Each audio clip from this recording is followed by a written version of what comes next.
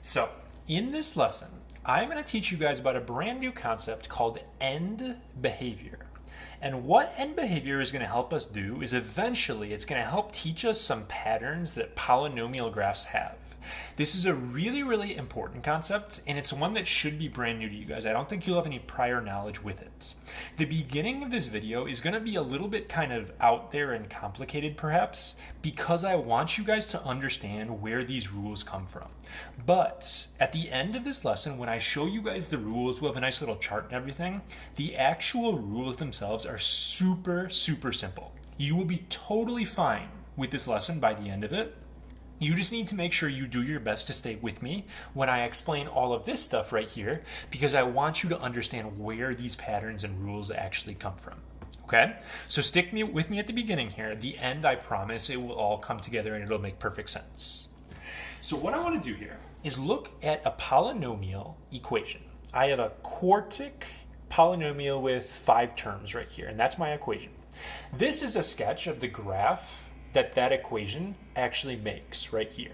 And what you'll see on polynomial graphs is they tend to have little bumps and swerves and curves in the middle of the picture, but the edges of the picture either point downwards or they point upwards. That happens with every polynomial. You could have both up, you could have both down, you could have one down, one up. But these arrows right here on the ends of the graph and the way they behave are called the end behavior. So in a sense, when I talk about end behavior, what I'm really talking about is what happens on the far left and the far right. So what I'm not talking about with end behavior is these little bumps and where they go in the middle. What I am talking about is the arrows and whether they point downwards or upwards. All polynomials point down or up, or one of each or both, but that's what I'm focusing on in this lesson. We'll get to this middle stuff later on. So, my equation is written right here, and what I'm showing you guys is plugging in a couple different numbers for x. So for this first problem, I plugged in a 1 for all those x's right there, and I showed you what each of these pieces is equal to. So this is kind of like my way of picturing this in my head, but when I picture a polynomial graph, I kind of picture like all of these terms right here are fighting each other. They're kind of arguing, and they're trying to decide if they want to make a positive answer or if they want to make a negative answer. And there's a little bit of back and forth right here where, positive's winning, but negative wins a little bit here, so we start going down, and negative starts really winning over here. So when I see polynomial graphs with bumps and stuff, it's kind of happening because of these pieces disagreeing if they want to be positive or negative. So the more pieces you have, the more room for disagreements, the more little swervy bumps you'll see in your picture. Now, if I plug in a 1 and I look at each of these pieces right here, the biggest, strongest number was this 30 on the equation, and these other numbers here are all a lot smaller, so your answer ends up being kind of big. So you get a positive 30 out. And if you go to 1, comma, I didn't put a y scale right here, presumably that's like 1, comma, 30. Okay? Then I plugged in a 3. So that 30 was a really big deal. It was so strong when you plugged in a 1. But if you plug in a 3, you can see that other pieces have gotten bigger than that 30. These guys are both negative right here, and they're the strongest. So if you look at these other positives right here, they're kind of fighting it out. But the negative team wins on this one, and you get a negative answer. So by the time you hit a tick mark of 3 on this graph, we're way down there at negative 216. Then I plugged in a 100 for x.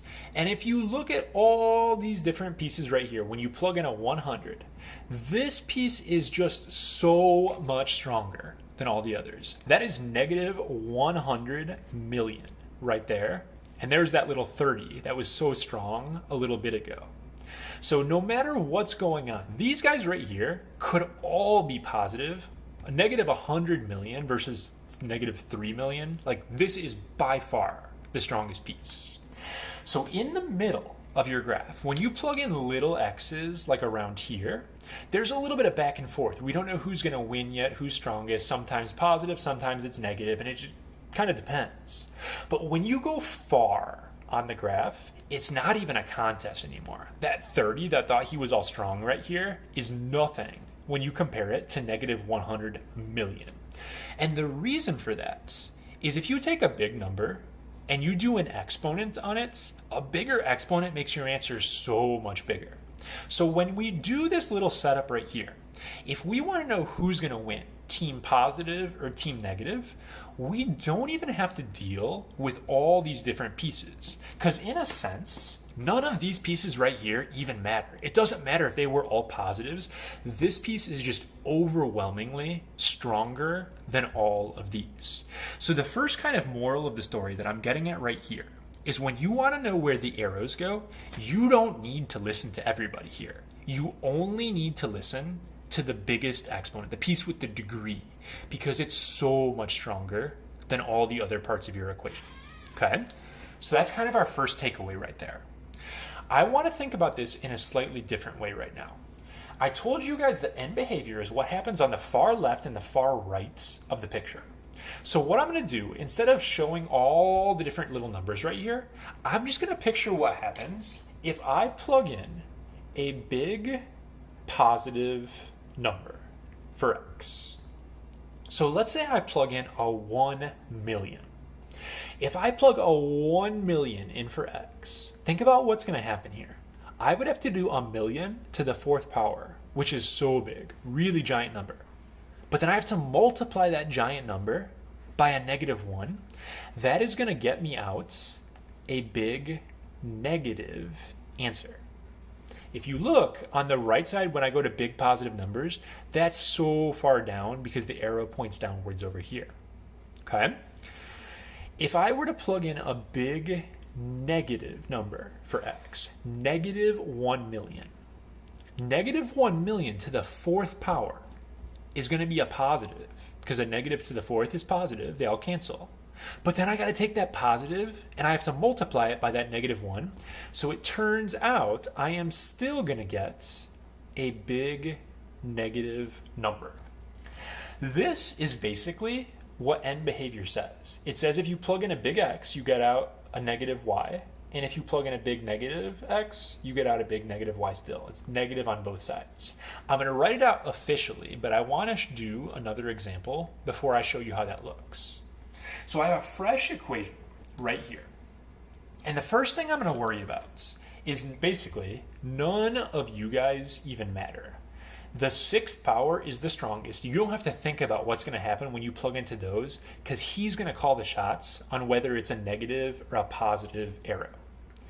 Let's picture me plugging in a million for x. If I plug in a million to the sixth is real big, still positive. Times a positive 3 is going to be a big positive answer. If I plug in a negative 1 million, a big negative answer, negative 1 million to the sixth is a positive, times 3 is a big positive answer. So it turns out this graph, if I were to graph that on my calculator, it's going to be going upwards on both sides. That side is up, that side is up. I don't really know what happens in here, all the bumps and stuff like that. That part is still kind of like a mystery to me, but I know where the arrows are going to go. That's the whole point of end behavior. Okay? So, next example starts out with a 6x to the fifth power, plus other stuff that doesn't matter. If I plug in a 1 million, a million to the fifth is positive, times 6 is still a big positive answer. If I plug in a negative 1 million, negative 1 million to the fifth is going to stay negative because that's 5 negatives. Times a 6 is still a negative answer. So if I plug in a positive, that's the right side, positive 1 million, I get out a big answer. If I plug in a negative 1 million, that's the left side, I get out a negative answer. So I don't know what's going on in the middle right here, but the arrows on this graph would look this way. And then finally, on this last one right here, the last possibility, if I plug in a million, to the third it's positive, but times a negative 2, I'm going to get a big negative answer out. And if I plug in negative 1 million, a negative to the third is negative, times a negative 2 actually gets me out a positive answer. Negative times a negative makes a positive. So this graph is going to have the left side up, stuff happening, right side down. So that is end behavior in a nutshell. Let me show you how to actually write end behavior using math symbols, and then we're going to move on and I'll show you guys the patterns and the shortcuts. This is actually really easy once you learn the rules. This was the hard part right here. Let me show you how you write end behavior. I'm going to take this stuff and I'm just going to write it in math symbols. So what I'm going to say is as x arrow infinity. That arrow means approaches. So as x approaches infinity. That's like saying when I plug in 1,000,000. When x approaches infinity, the y's, f of x means y, approach negative infinity. And then this bottom line, big negative number, well, as x approaches negative infinity, f of x approaches a negative infinity as well. This is how you actually write out end behavior. When you do it, the part before this box never changes. This is just how you write this in math symbols. The only thing you will have to think about is this last problem right here. And I'm going to show you guys another example of this later on in the video. So if this is still a little fuzzy, I'll do a fresh problem with this later on. But I could do the exact same thing and translate each of these. I'm just not going to in the interest of time. So what I have right here is a little chart. There are only two things you have to worry about when you're trying to decide where my arrows are going to point on one of these pictures. On these first two examples, you saw they were the same. They were both negative. They were both positive. That happens when you have an even exponent. Think about a parabola, x squared. Both go up or both go down when you graph one of these things. So if the degree is even, they will go the same way. If the degree is odd, like a fifth power or a third power, the arrows point different ways. So that's one thing you need to know. Is my biggest exponent even or odd? That makes a difference. The other thing you care about is the number out front. You don't care what the number is. You just care if it's a positive or a negative. Negatives go downwards on both sides. Go downwards. Positives go upwards. And that's the basic idea. So let's formalize that in a little easy to remember charts. If you have an even positive graph, that would be like y equals 7x to the fourth. Even exponents, positive number. Those are graphs that go the same way and they're going to go upwards. So it could be like this, could be like a good old parabola, could be something with lots of bumps like this. But even means it goes the same way. Positive means it goes upwards, opening up. Even with a negative number would be like y equals negative 5x to the 8th. And if you graph those, it's still going to go the same way because it's even, but they're going to open downwards like this. Okay? Next up were our odd graphs. And while even graphs, think about a parabola, they go the same way. Odd graphs go two different directions. Actually, think about linear graphs. Linear graphs are first power, that's odd. One side is going downwards, one side is going upwards. So an odd positive graph would be like y equals 8x to the third. And odd graphs that are positive go low to high. Could be a line, could be a graph like this, could be a graph with more bumps, but these are odd positive graphs. Odd negative graphs would go high to low, like this, like that, etc. So all that background info, which maybe was a little bit confusing and complicated at first, leads to this box right here, which is really important and honestly not that bad to remember. Odd graphs go different directions. even graphs go the same direction, then you have up and you have down. I have one more rule, and then we're going to do some practice problems here. It's a rule for how many bumps a graph is allowed to have. And when I say bumps, I'm talking about like these in the middle right here. Know that the fancy math name for these bumps, like you're not going to find that in a textbook. They're called relative maximums or relative minimums. The word relative is because there could be more than one. So like this isn't the maximum because there's points that are higher here and stuff, but it's a maximum in that area. So that's why they call it a relative maximum or a relative minimum. But the rule for the bumps tells you that a polynomial graph, let's see how I want to word this. The minimum degree, minimum degree for a polynomial graph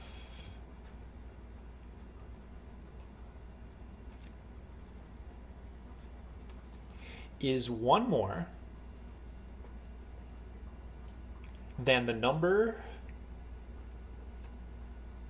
of bumps. And this rule is honestly really, really easy to use. So let me show you an example. Let's say I had a picture like this. So I could look at this picture and I could say, oh, it's going the same way. This is even. Oh, it's going up. This is positive. So this is an even positive graph. But obviously, like this isn't a parabola. It's not y equals x squared. It has to be some other power like 4th or 6th or 8th or whatever, because parabolas don't look like this. So what you do is you look at your picture and you're going to count up how many bumps it has. That's 1, 2, 3, 4, 5 max and mins. If there are 5 bumps on this picture, it can't be a 5th power because the graph is even. It's going the same way. You're going to take how many bumps you see and you are going to bump it up by 1. So this picture is at least degree 6, which means it could be degree 6, it could be degree 8, it could be degree 10. It's definitely even, so it's one of those. But it could not be at degree 2. It could not be degree 4. This is like the smallest possibility. Saying for sure which of these it is, you would need more information, but you can at least rule out some of the options. So let's close this video out with 2 practice problems here. This sort of picture is something I'll ask you to do a lot in class, like on quizzes and stuff like that. I'll just ask you for a bunch of info, kind of rapid fire. And this is actually really, really quick. Not much work to do on these problems. So maybe pause the video and see what you can do with this one right here before I talk about it. But I'm going to go ahead and explain the answers here. When I look at this picture, it's going in different directions. One arrow up, one arrow down. That means it is odd. Odd graphs go different directions. Even graphs go the same way. This graph goes high to low. That makes it a negative leading coefficients. The minimum degree, I see 1, 2, 3, 4 bumps. If there are 4 bumps, you take that number and you bump it up by 1 because it has to be odd. That means my minimum degree is 5. So this is an odd graph, but it couldn't be x to the 3rd power, for example. The number of real roots I didn't talk about in this video, but it should be something you guys can handle because we've talked about roots meaning x-intercepts. I see 1, 2, 3 x-intercepts. We learned before that those are the solutions of the graph, and we'll talk more about that in a future video. The last thing I ask you to do is the end behavior, and I promised earlier in the video I would explain that again. End behavior talks about where the arrows go, just in fancy math symbols. So as x approaches infinity, f of x approaches blank, and as x approaches negative infinity, f of x approaches blank. This green stuff right here is basically your template. It never changes when you write end behavior. I tend to put this one on top. If you switch the 2 lines, that's fine. This is just what you always write. So you'll memorize this. What it's saying is when x goes to infinity, on the right side, where is the arrow? On the left side, where is the arrow? Well, on this picture, when x goes to infinity, over on the right side of the graph, That's what this is saying right here. This means right side. On the right, the y's go down. So it's negative infinity. And then for this part, on the left side of the graph, the y's go up. So it's a positive infinity. So the only thing you think about with end behavior is what goes in that box. The rest of that in green is the same every time you write. And all these little graph skills that I've given you in this video will actually help a lot when it comes to multiple choice questions and just using process of elimination to rule out possibilities. So I've got a picture right here, and I'm not going to make you write it, but think about that picture, whether it's even or odd, positive or negative, and give me the minimum degree for this picture right here. Okay, even or odd, positive or negative, what's the minimum degree? This graph is even, it is positive, and it has 1, 2, 3, 4, 5 bumps, so it's at least degree 6. If I look at my choices right here, this first graph has a positive number, but that's a fifth power. Fifth powers are odd. They go different ways, like this. So this is out because that's an odd number. Next up, I have an even graph. That's good. That's what I'm supposed to have. But I have a negative number. That would be going downwards, like this. So this can't be right. My next graph has a positive. It has an even number, which is good. Those are both good for the exponent and everything like that. But it says fourth power. There are too many bumps for this to be a fourth power. It has to be at least degree 6. So this is too small. That's out. And then my last choice, it's a positive, it's even, and it's at least degree 6. This is the only possibility out of the list that could be right. So once you know these rules, as I promised, this isn't bad. It just takes a little practice, but they're quick problems that basically rely on you learning a pattern.